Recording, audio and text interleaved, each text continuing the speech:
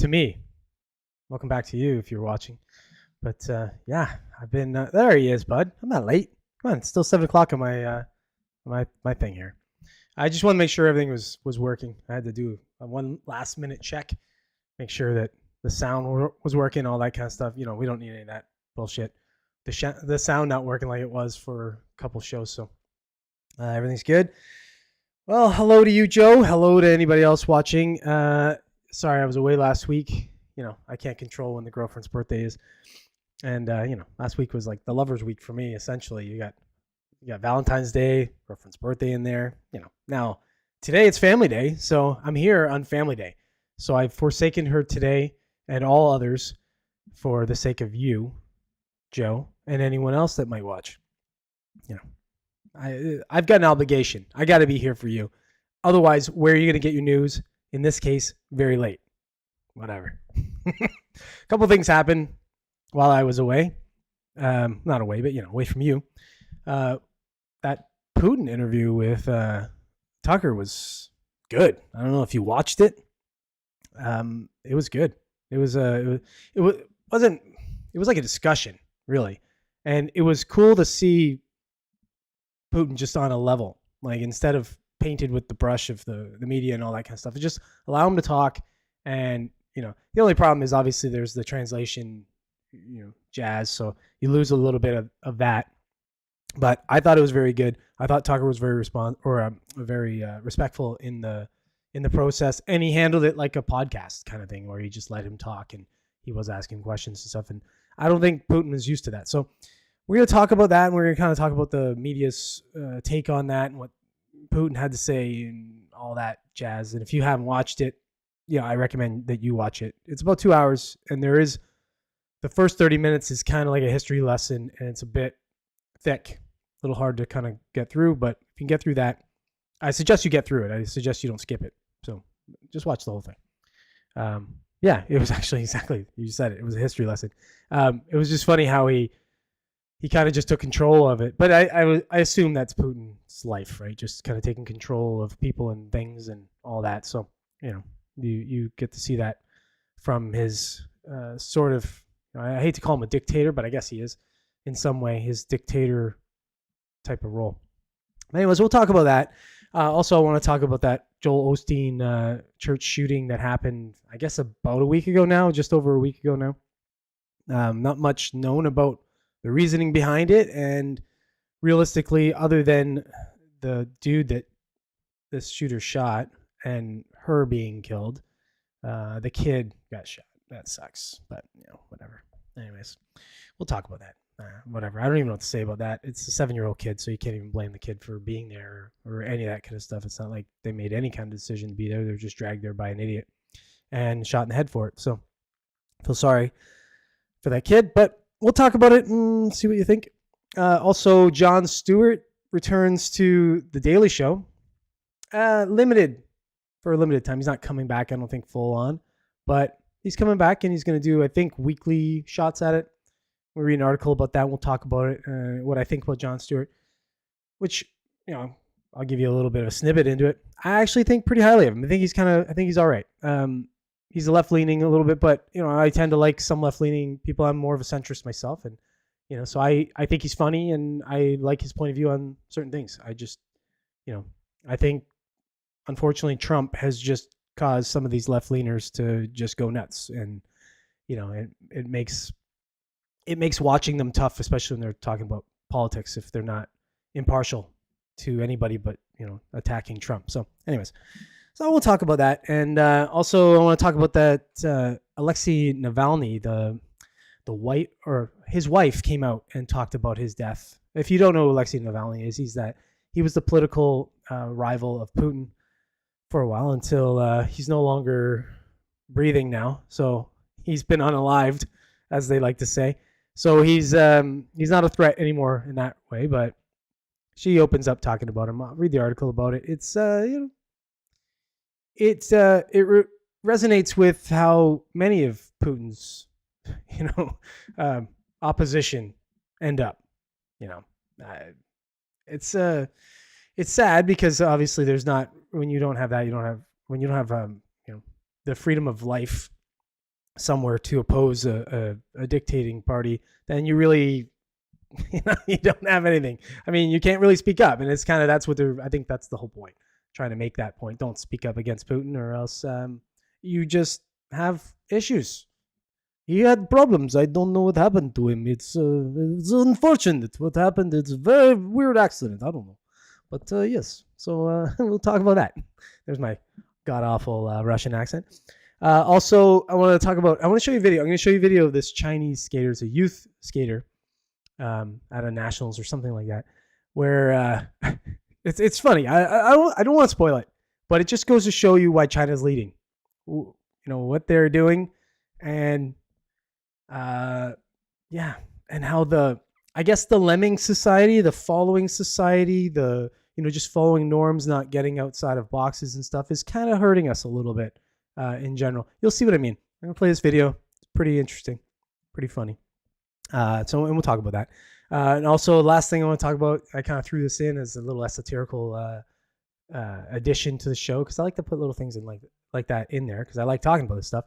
The Hollow Earth theory. If you don't know what this is, we're going to talk about it. I'm not gonna say anything about it. I'm just going to read basically the description of what it is, kind of when it started, and I'm going to show you a little video. It just talks about it. It gives you a little bit more of a detailed explanation, illustrated, so you can kind of understand what that is, and then we'll kind of discuss and see what you think about that because it's interesting as they all are. All these theories are interesting because theories, everything starts out as a theory essentially until it's proven, right? So these ones, they're a little out there, but it's cool. So we'll talk about that anyway.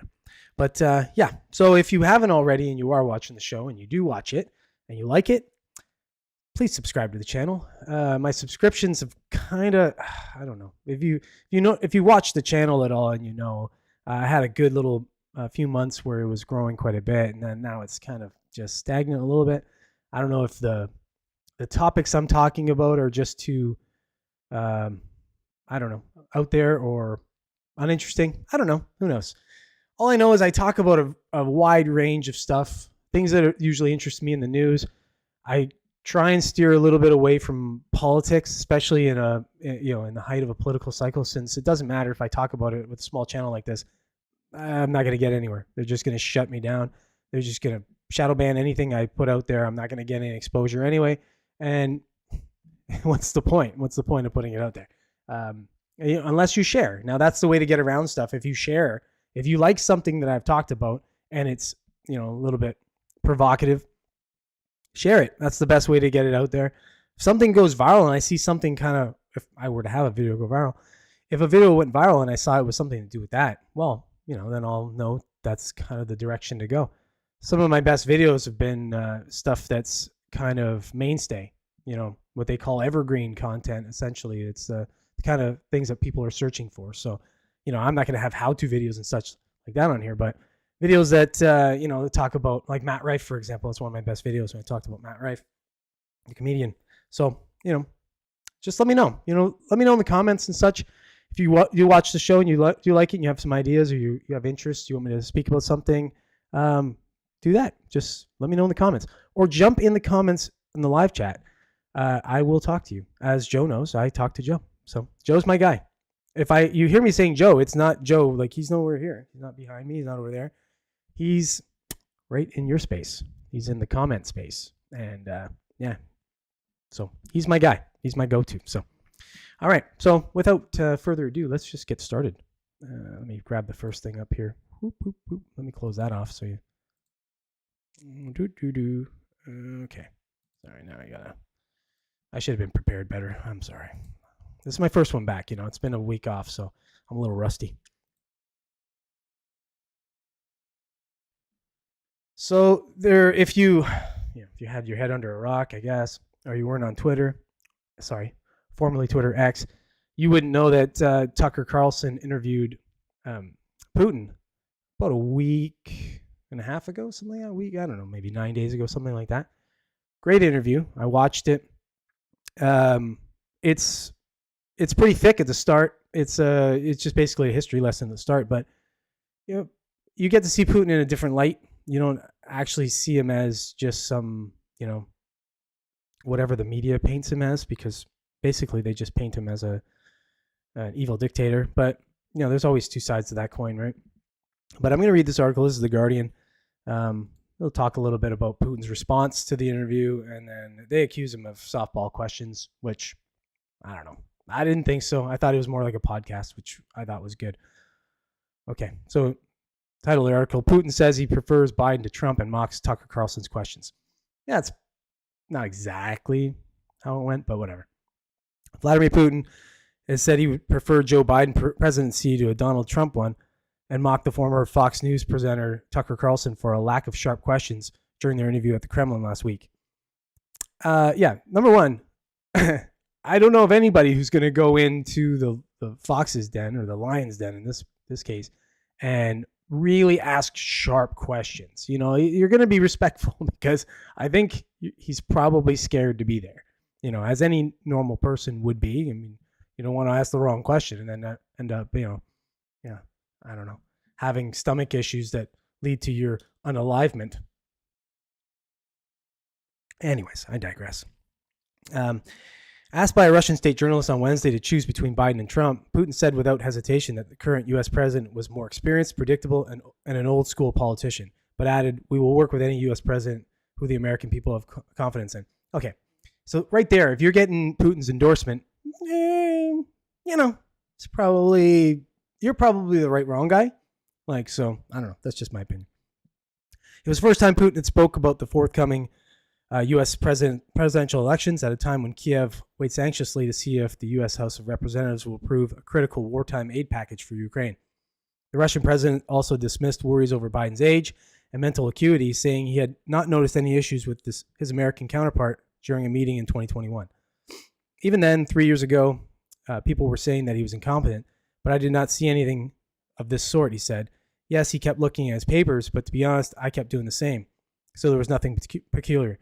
I'm of the camp that I think his mental acuity is diminished. I don't think he's completely lost to it, but I think you're seeing signs of it. And, maybe at that time, maybe in 2021, it wasn't as evident, but I think now, anybody watching anything that he's doing, you can see more and more of it. They're just, they're able to get a lot more gaffes on him than they are of former presidents. So, of that sort. Obviously, Trump, they had lots of stuff on Trump, but not where you could see like weird mental lapses, if you will. The White House National Security spokesperson John Kirby said, "I think Mr. Putin knows very well that this administration has been doing, or what this administration has been doing to counter Russia's malign influence around the world. Mr. Putin should just stay out of our elections." Okay. Thanks, Tips. Putin's comments came a day after Biden criticized Trump for bowing down for a Russian dictator. Earlier this week, Trump said in a rally with his supporters that he would encourage Russia to invade countries that did not meet their NATO obligations, sending shockwaves through the ranks of European leaders. Critics of Trump accused the former president of a predisposition to be sympathetic to Putin. His years in office have been tainted by a U.S. intelligence report that said Russia had interfered in the 2016 White House race to help Trump defeat Hillary Clinton. Okay, now this article is kind of digressing into some other stuff here. Okay, so apparently he says he just would rather have Joe Biden as president than Trump. In the same interview on Russian state TV on Wednesday, Putin also said he did not get much pleasure from last week's 2-hour interview with the conservative presenter Carlson because the questions had not been sharp enough. To be honest, I thought that he would behave aggressively and ask so-called sharp questions. I was not just prepared for this, I wanted it because it would give me the opportunity to respond in the same way, Putin said in the comments broadcast on Wednesday. Carlson, who's known for his anti-Ukraine stance, was criticized by many in the West for the lack of tough questions in the interview, much of which was taken up by Putin lecturing the conservative host on his distorted views of Russian and Ukrainian history and recycling some of his well-trodden grievances meant to justify the war in Ukraine. Okay, so if you've watched this interview at all, or this podcast, whatever, they call it an interview, but I don't know. It was like, you have to watch it to know what I mean. It was more like a podcast. Like he just let him talk, and he didn't intervene very often. He checked him a couple times, and and then just allowed him to speak for the first half hour to just sort of give a history lesson, or at least from his perspective, the history lesson. I thought it was good, and I enjoyed that. I mean, I thought it ran on a little long, because I was expecting something else, but I don't know how you would, interfere with someone like that speaking about something. You just kind of let him speak. I think he deserves that. At least you're interviewing him, or speaking with him. I don't know. I don't know where that criticism comes from. Now, I don't know what Putin thought was going to come out of this. Maybe he thought it was going to be his opportunity to just get real shots in against some of the narrative, and maybe he didn't feel like that was it, or he got that. I don't know, but I thought it was good.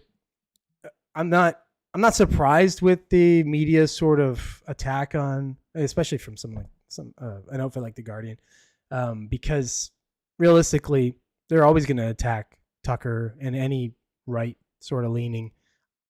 I roll my eyes at that, because realistically, I don't really think of Tucker as necessarily a right leaning, whatever you want to call him now, I guess, personality. I think of him more just as a kind of a centrist like me. But again, if it isn't really left, it's right leaning. So whatever. But yeah, it was good. That's my take on this interview, podcast, whatever you want to call it. I think you should go and watch it.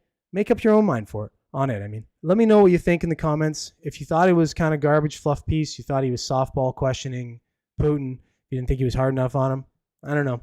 Personally, I think I probably would have been softer, because I probably would have had brown stains in my pants. I don't know. All right. Anyways, yeah.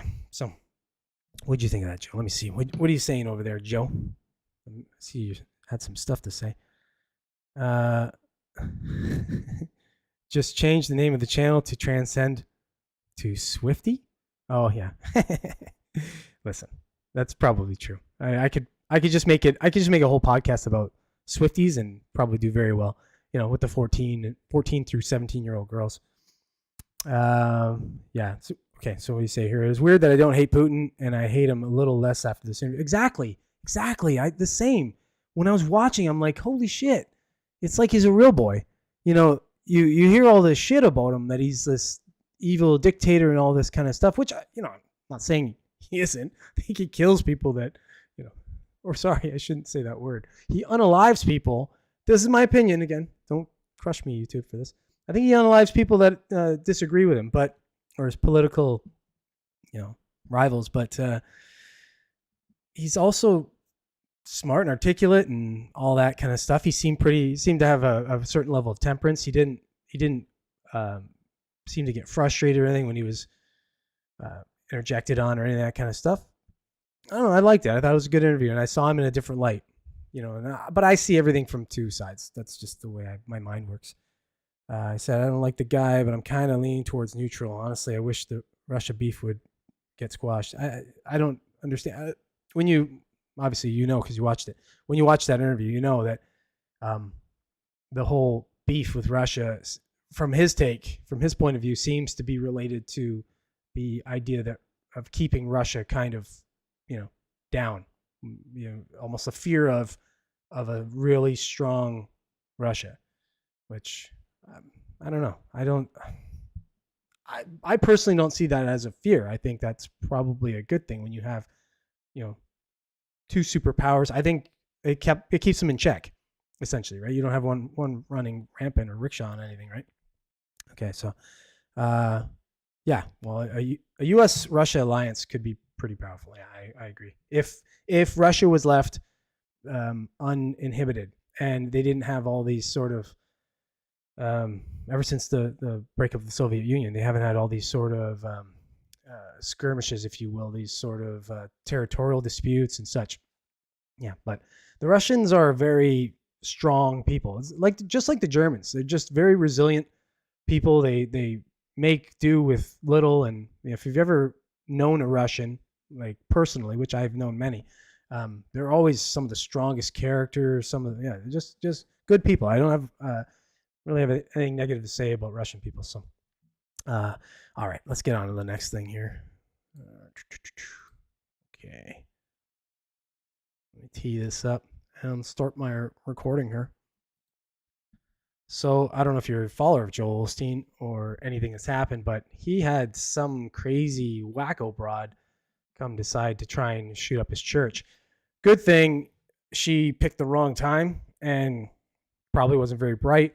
I don't know, because she only got one guy. So she got shot herself and killed, which, that's like a karma ending. But she shot one guy. Poor him. I do feel sorry for him. I'm not saying that with sarcasm. It almost sounded like I was sarcastic over it. But and a child, a 7-year-old child that she brought. So, yeah, that's anytime you hear a child getting shot. The child didn't die, but or be unalived, but I guess in critical condition at this point. But I'm going to read this article. This is CNN, so it's about as garbage as you can get. But let's see what CNN says about this.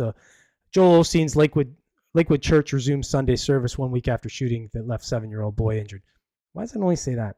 It actually killed her, injured another guy. So that's the sensational part of the article, right? That's all they can do to get your eyes on it, I suppose.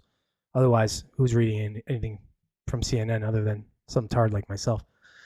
Okay, services at Joel Osteen's Lakewood Church in Houston resumed Sunday morning with a large security presence. 1 week after a woman accompanied by her 7-year-old son walked into the mega church armed with a rifle.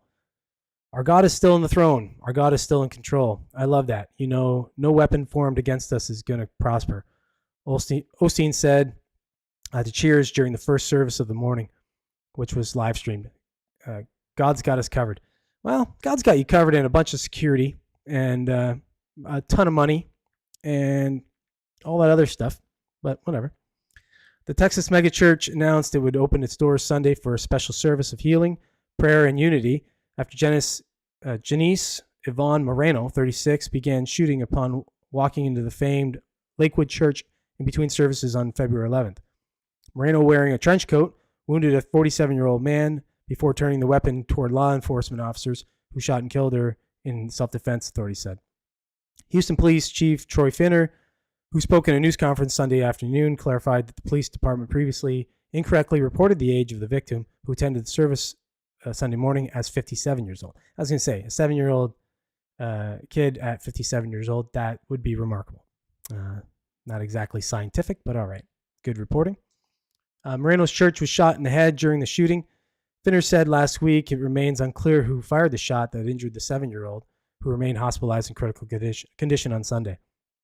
Finner said video footage of the incident will help determine who injured the child, if our officer or if our agent or whomever shot that kid.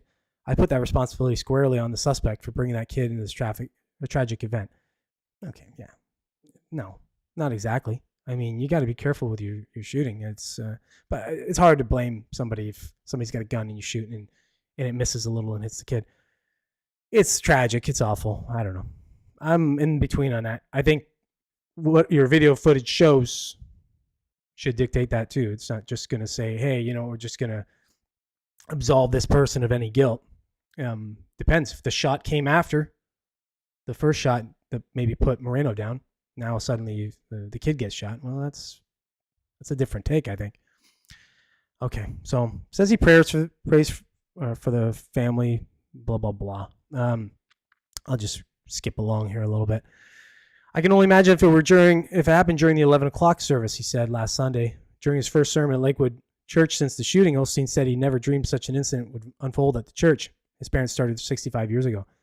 I just never thought we'd be dealing with this, he said. Osteen described the experience last week as traumatic. The pastor recalled he had just finished meeting with some visitors and returned to his office to change when someone informed him of the incident. I got back in my room and like 20 seconds later, I got a text. He told the congregation. I looked down. It was the police chief. And he texted 2 words, "You okay?" And I texted back, "I'm okay, but I don't know what's going on."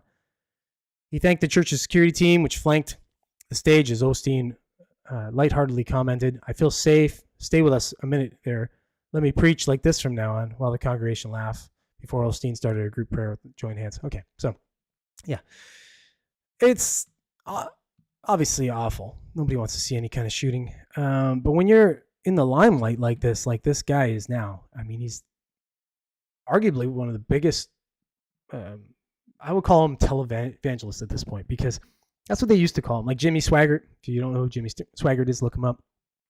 He was a big televangelist, and they make ridiculous amounts of money. They live in ridiculous homes. They have ridiculous amounts or of things, cars, and all that kind of stuff.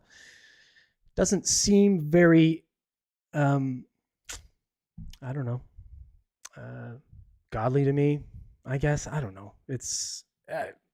It goes from preaching the word of the Lord and such to being enriching oneself using that as a means.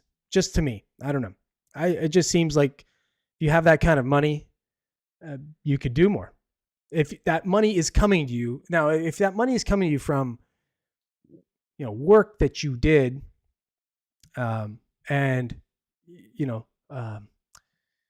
IP of your own, essentially, you've done this on your own, then I get it. But you're using the Bible and scripture and such to enrich yourself through the donations of your churchgoers, and to me that just seems shady as heck. But I don't know. I'm against this kind of stuff anyway. I'm against televangelists and these big churches and such anyway. I think you lose the meaning the bigger it gets like that. But I certainly as heck do not support or think this kind of shit should happen. People should go shooting, but they don't know the reason why she did that. Maybe it has something to do with what I just said. I don't know. We'll find out, I'm sure, over some time. All right. Let's get on. What do you got to say, Joe? Oh no, you didn't say it. That was from the last thing. Nothing to say about this one, Joe? What, do you like Joel Osteen? I don't know him, to be honest. I've heard things. I've heard some of his stuff. I mean, I think, if you got 2 ears and 2 eyes, it'd be hard to not know who he is or have seen something of his. But again, I just find these guys shady and slimy or something. I don't know what it is. It's like there was a few of them. My mom back in the day used to watch. There was a guy, I can't remember what his name was. Just remember him, he was a big fella, and he sweat a lot. He was interesting. I mean, he was charismatic, and that's the thing with these guys. They're just charismatic, and they're just able to captivate an audience. But they use this. It's the thing that they use that bugs me. Is they're using this, desire that people have for religion and acceptance and all that in a church, and they're enriching themselves with that. So I just find it kind of gross. Yeah, I agree with you. I don't have any particular opinion on him personally. It's the whole sphere of it. It's just what he represents, I think. I don't know. Who knows? I don't really watch him, so I'll leave my hard comments out. If you have something to comment about that, let me know in the comments. But otherwise, whatever. All right, I'm getting on the next thing here. Just rolling along. 28 minutes, 29 minutes. So Jon Stewart, he's back, kinda. I don't know. I saw this coming, to be honest. When his Apple show got canceled, I kind of saw this coming. The timing is fun, and the Daily Show has not been the same without him. Let's be real. I used to watch the Daily Show back in the day. I've kind of swayed, right? Like I used to be more. I guess I was a little more left leaning, so I watched sort of left leaning shows, Vox, things like that. I used to watch it. If it's left of center, I'm fine. I can still watch it. It's just as long as it stays close to the center. That's where I reside, right? But I'm not surprised he's back. Let me read this article here. This is the New York Times. So take it with a grain of salt. He's garbage. New York Times is garbage, I mean. But here we go. Jon Stewart is back in his old Daily Show seat. Okay, so Jon Stewart returned on Monday night as host of The Daily Show, the Comedy Central news satire he turned into a cultural force before leaving in August 2015. It was the beginning of a plan announced in January that will bring Stewart back on the show on Mondays through the presidential election. He will also serve as an executive producer. I'm not surprised about that. He should be. I mean, realistically, he created the show. Let's be real. There was nothing before him, and it was a big thing. And then he leaves, and it turns into a, pretty shit show. I think they averaged like 400,000 views on, or like watchers on a show as opposed to like over 1 million or something when he was on it. So quite a drop off. But this is why am I back? He said, I've committed a lot of crimes. From what I understand, talk show hosts are granted immunity. It doesn't make a lot of sense, but take it up with the founders.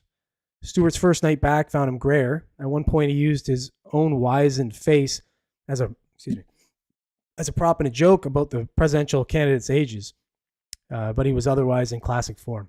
Opening with, "Where was I?" Stewart mixed silliness and absurd, often self-depreciating jokes with righteous indignation as he kicked off the 2024 edition of one of the show's signature franchises. Its indecision election coverage. Proposed titles, he said, included Indecision 2024, American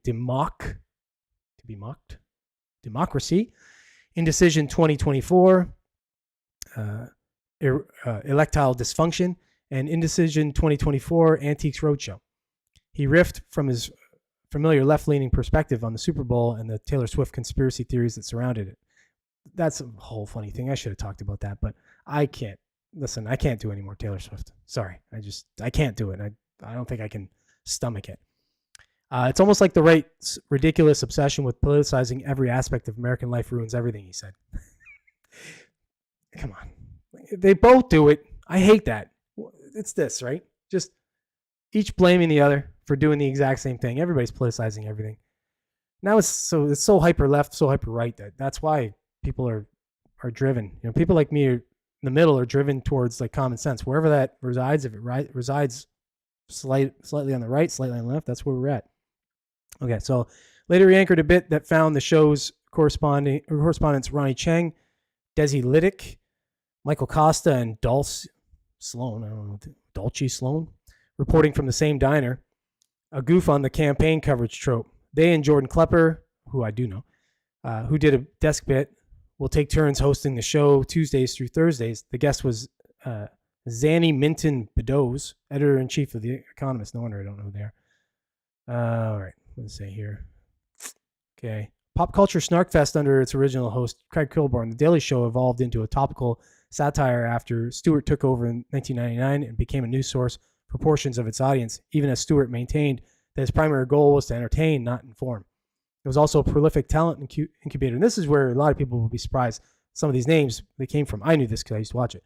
Alumni including Stephen Colbert, John Oliver, Samantha Bee, and Hassan Minaj went on to host their own shows, and others like Steve Carell, Ed Helms, and Jessica Williams found success in Hollywood. So it's funny because it was kind of like a who's who of people came out of that show. It really was a great show. I did enjoy it. Yeah, I may not have agreed with like things at times on the show, but he still was funny, and I can imagine it will be funny again with him doing it. I just hope the Trump derangement stuff doesn't take over, because I don't know, just so sick of that. You can make fun of Trump, but let's get him off the tongue a little bit. All right. Anyways, whatever. I can just keep reading this. This goes on a little bit. The point is, Jon Stewart's back. He's back on the Daily Show. Now, it's starting out as Mondays. Who knows? That might just be like the soft entrance to see if he'll actually take it over full, or they're going to make way for somebody else. But I think this is a good move, honestly. Getting rid of Trevor Noah, if they got rid of him. I don't know what happened there, if they got rid of him, if his contract expired and they decided not to renew, or if he just decided to leave. Either way, I think it was a mutual decision. In that case, it was better for the show. This could help it. And, again, I like Jon Stewart, so I'm glad he's back on something. I can take him in doses, and maybe just once a week. That might be just the dose that I can handle. So, all right. Yeah, see, you're right. I'm sorry. I couldn't not bring her up. For one, the article brought her up, bud. Like, it's not me. I promise I'm not a Swiftie. I swear I'm not a Taylor Swift fan. Okay, nobody can see her flag back there. I'm not a Taylor Swift fan. Not at all. Other than some of her songs. I like some of her songs. So I'm not a personal Taylor Swift fan. I'm just sick of seeing her in these KC games. I'm sick of seeing KC, to be honest. I've said this a number of times. I'm a Bills fan. I'm getting sick and tired of these idiots beating my Bills. So, and the whole Taylor Swift thing. Ugh, anyways, whatever. All right, let's get on to the next thing. This article I was about reading, but yeah, let's let's talk about the Russian conspiracy stuff. So, Alexei Navalny's wife had something to say about his death. Sorry, I keep saying death. Shouldn't be saying that word. His unalivement. In a recent interview. So I'm gonna read this article here. This is USA Today. Listen, I feel like we need to support USA Today. They're so bad that if you can see at the top of this, they're offering a subscription to their organization, whatever you want to call them, their propagandist organization, for $1 for a year. Get off your coin purse. Get a buck. Give it to USA Today. Let's help them out. Let's keep them around because they don't post garbage. They don't do garbage work. Let me read this article. This very well composed article. Yulia Navalnaya, Alexei Navalny's wife, says she will lead fight against Russia's Putin. So Yulia issued a defiant statement Monday saying she would continue the work of her husband, Alexei Navalny, a fierce critic of Russian President Vladimir Putin, who died in custody in mysterious circumstances. Navalnaya, why do they change the name? Come on. Made the announcement in a video posted on YouTube. I should not have been in this position, she said in the video, in which she accuses Putin of orchestrating her husband's death. I should not be recording this video. A different person should be in my place. Her emotional response comes as Navalny's family and political aides have demanded that Russia's authorities return his body to them after prison authorities said he suffered sudden death syndrome. Okay, I shouldn't laugh. That's sudden death syndrome. You could use that for anything. The guy got shot in the head. That's sudden death syndrome. Got him. The damn sudden death syndrome. Well, that got him apparently. Where he was being held at a remote Arctic prison. They probably just put him outside. He said, well, good luck out there, bud. Navalny's allies believed he was murdered on Putin's orders. Navalny, 47, crusaded against official corruption and staged massive anti-Kremlin protests. He was imprisoned on charges that were widely viewed as politically motivated. Putin's critics have a tendency of falling ill or dying after criticizing Putin. Navalny's political foundation investigated corruption in Putin's wealth. Kremlin has not formally disputed the claims that it handed Navalny's death. Well, they just leave it. They just leave it up there. They don't say they haven't. They don't say they did. They just kind of leave it out there. Whatever. Navalnaya also has long resisted taking a more active political role in her husband's work. Even when her husband was a free man, she said she was primarily a mother and a wife and not interested in being politically active. Most people aren't. It's even if your significant other is in politics, you saw that with Michelle Obama. She wasn't really interested in the whole political sphere, and I believed her at the time. I don't know about now, but we'll see. So it tends to be the way. I don't think Trump's wife was very interested in it either. So it's. I think it takes a certain type to be in politics, but the Kremlin has not formally disputed Navalnaya's claim that it had a hand in her husband's killing, although Kremlin spokesman Dmitry Peskov accused Western leaders on Monday of making obnoxious statements about Putin's responsibility in Navalny's death. In her video, Navalnaya talked about creating a Russia that parents like her would want to see her children grow up in. So, anyways, okay, it goes on and on. Yeah, so it looks like she's probably going to take on a political career now in his stead, which could be good, I guess, if she shares the same type of ideas. Now, I don't know. I'm not very versed in Russian politics, so I know Navalny was more of a centrist leaning, and he was definitely one of Putin's biggest opposition. So, but I don't know. It's like over there, you just don't know. Like you take one out, you cut off the head of the serpent, and then another one grows back. You just don't know if the next one coming along is going to be worse. It's like the devil you know. And I think that's kind of what the Russian people sort of see it as. They know Putin. He's been in power now for 20 years or something. So they know what they get with him. And so I don't know. Doesn't seem like anybody's kicking up too much of a stink. this might just fall under the whole umbrella of more political, attempts against Putin's power, and hopefully it doesn't end up in a sudden death syndrome for the Valnea at this point. But I guess we'll see.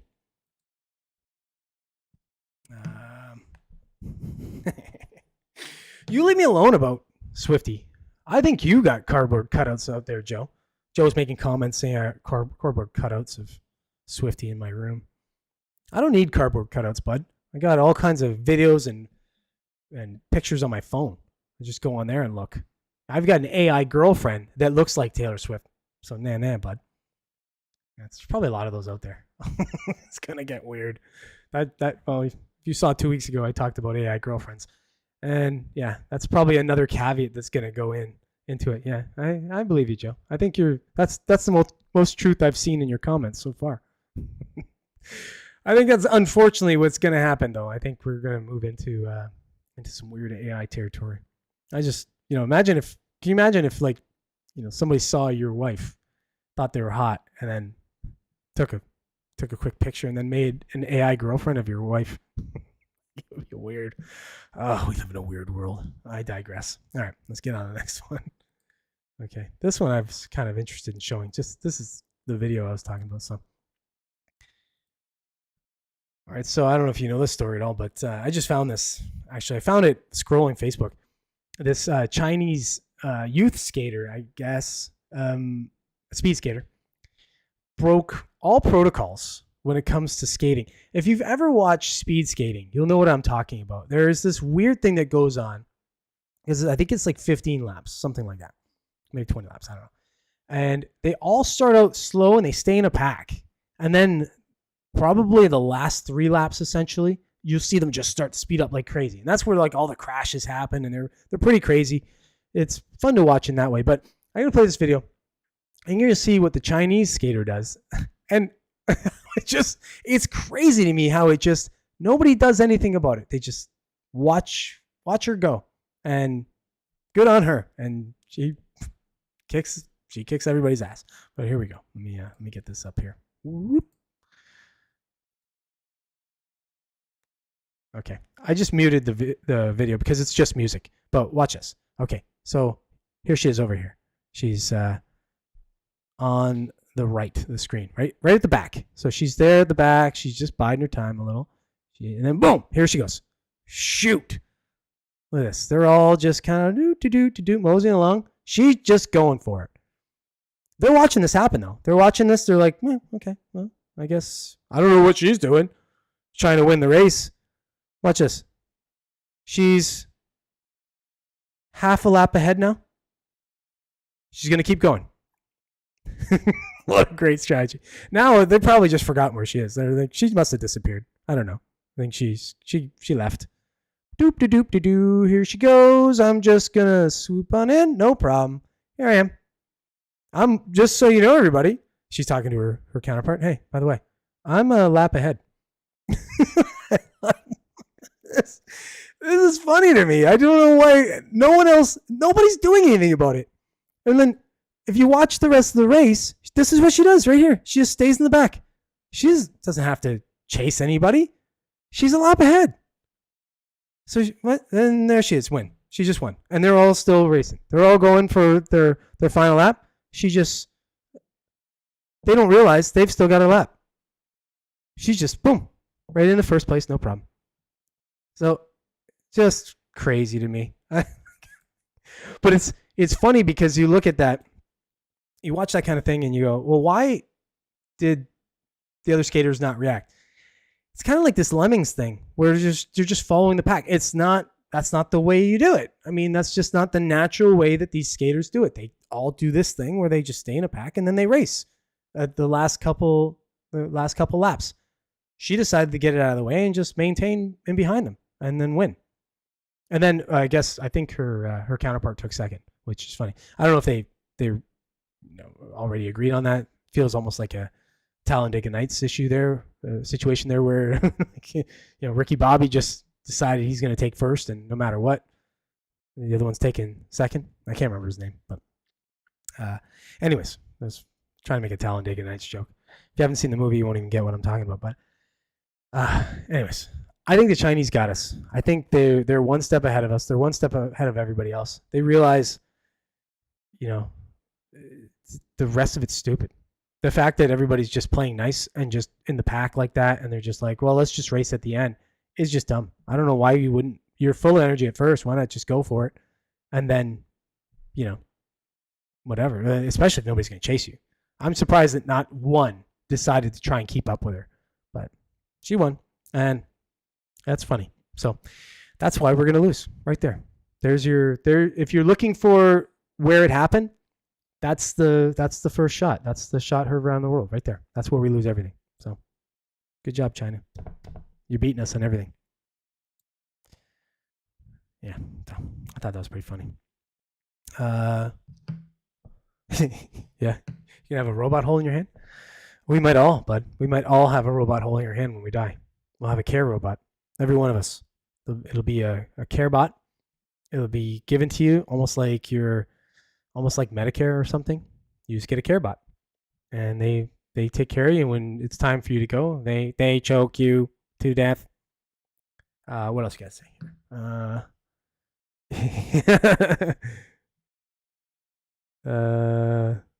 Okay, I'll just read this. This is, "You're not on fire, Ricky Bobby." That was my first thought as the Acorn cop that unloaded his mag into his car was saying as he car saying he was hit. Oh yeah, yeah. "You're not on fire, Ricky Bobby." "I'm on fire." Yeah, no, that's a good point. That's a good point, Joe. Nobody's gonna get that meaning either, I think, but we will. So that's fine, I suppose. All right, let me get on the next thing. We're at 47 minutes. I'm gonna get through it. I like to keep under an hour. Joe's got to go watch Timcast, and I got to do things. I got to go live my life outside of you demanding folk who like to watch my podcast. All 5 of you. All right, let me queue up the next thing. This one I was kind of interested to talk about, just because, like I said, esoterical. Let's end on that. So have you heard of the hollow earth theory? If you haven't, I'm going to educate you a little bit. I'm going to read an article here. This is the Geophysical Institute, University of Alaska. It just explains the hollow earth kind of simply. Then I'm going to play a video, and we'll discuss a little bit. Whatever, time permitting. So here goes. So the hollow earth theory, this was written back in 1985. One can never be sure just how serious they are about it. There does exist a group of people who call themselves the Flat Earth Society. And if you know about the Flat Earth guys, and gals, they're strange ones, but okay. There is another group, equally vocal, who believe that the Earth is hollow. Several years ago, a group of believers informed a group of the Geophysical Institute staff that there was an opening to the center of the Earth in the Alaska Range, and that this was an entry and exit point for flying saucers.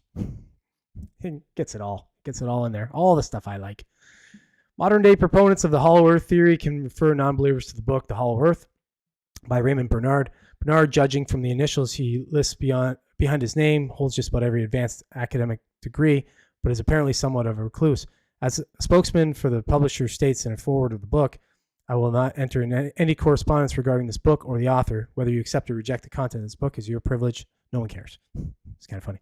The crux of the hollow Earth theory is that the Earth is a shell with walls about 800 miles thick.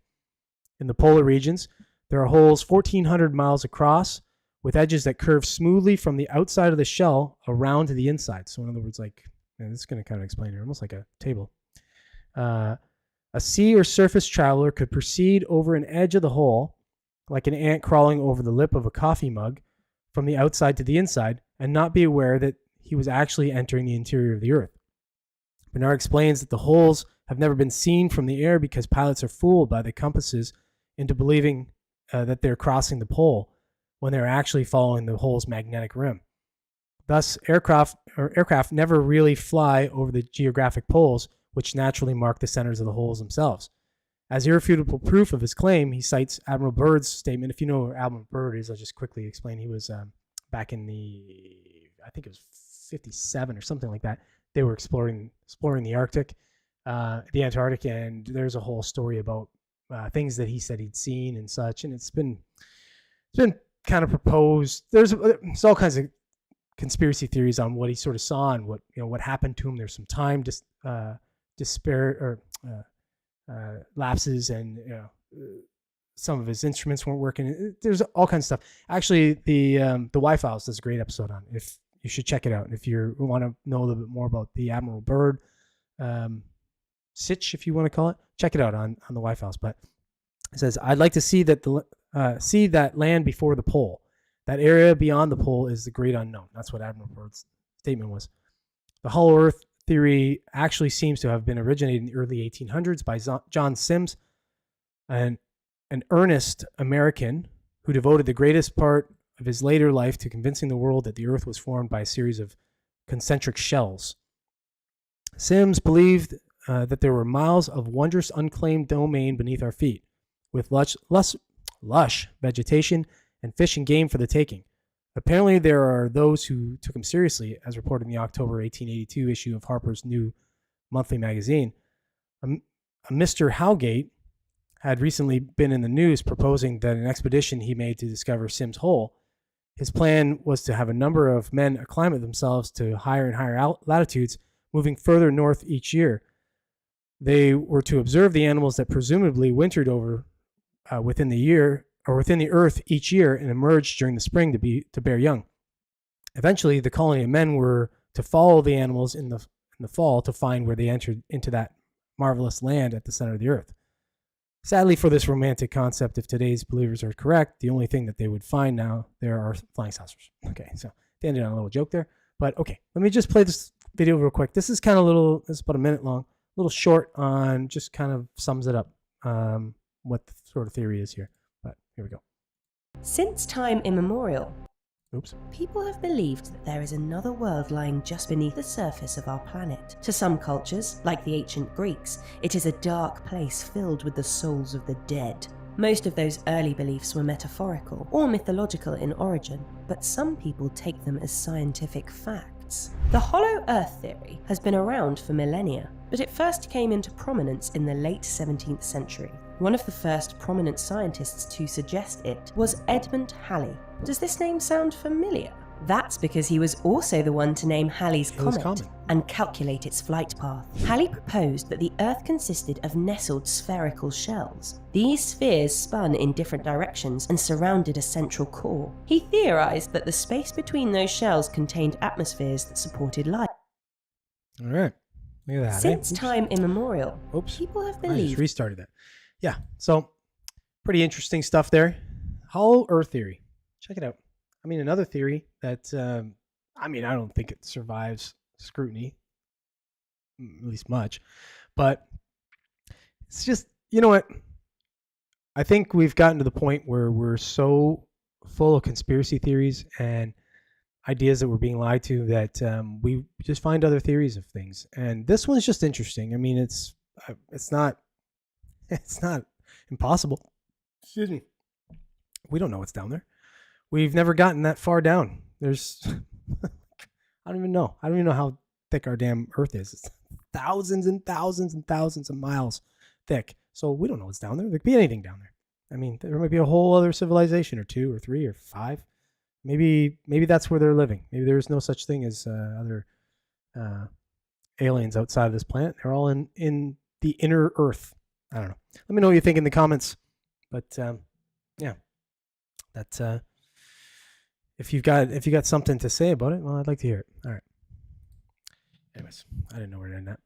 What do you got to say here? Yeah, sun. It's funny because like they say the Earth's core is molten. Maybe it's the sun.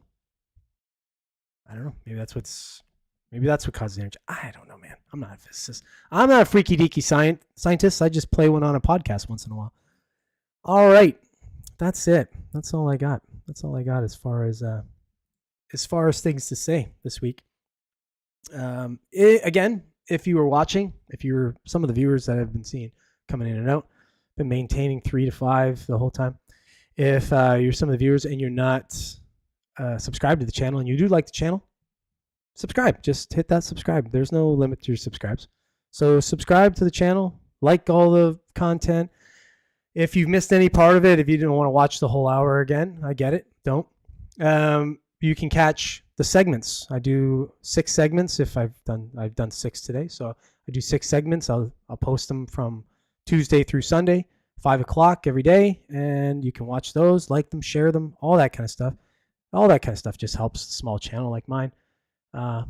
Minuscule, tiny, insignificant channels like mine. Yeah, I'm not monetized, so I don't make any money on this. I do this out of the kindness of my heart, the need for you to get the information from me, and for Joe to have somebody to talk to once a week before he parks in for his Tim Pool long haul.